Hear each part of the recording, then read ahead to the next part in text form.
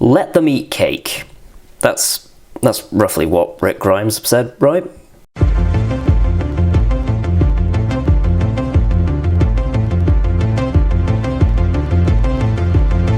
Hello there everyone, and welcome to John Drinks, the channel in which I, John, have a drink. And today, we have a pretty new set. Isn't it pretty? Except for this bit, I just fetched that out of the bin. But the majority of it's new. I've got like a pineapple and a new beer to try out. This is a Brewdog beer. It's called Zombie Cake. And we'll be learning a bit more about it in a minute, but there's also some waffle on the back, and it's quite wishy-washy, you know. So do you know what? Let's do the fact-finding stuff now. So what is it? Zombie Cake is a 5% alcohol by volume Praline Chocolate Porter.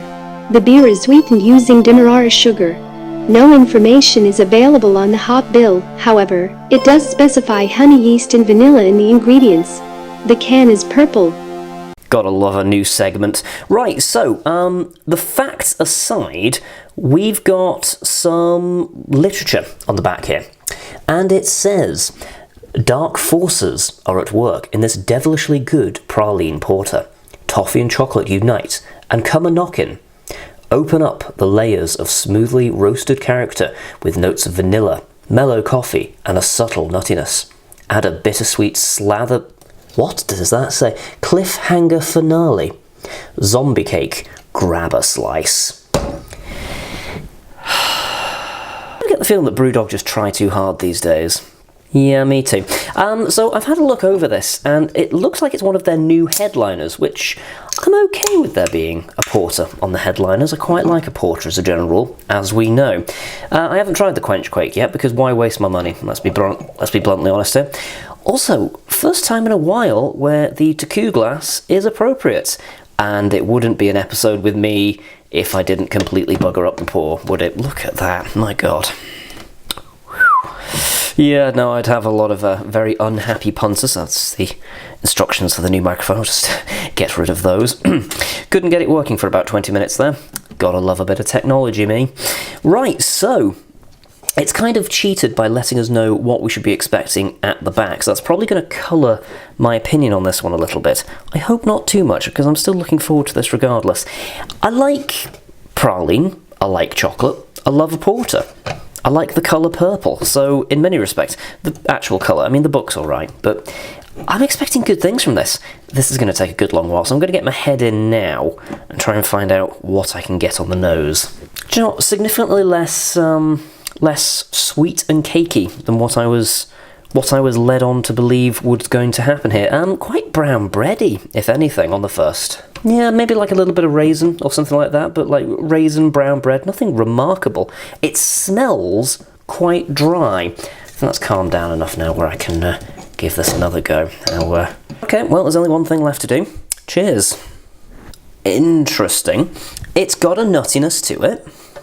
Do you know what? I kind of get the praline thing, but you do have to kind of will it a little bit, if you know what I mean. It's there, but you have to go looking.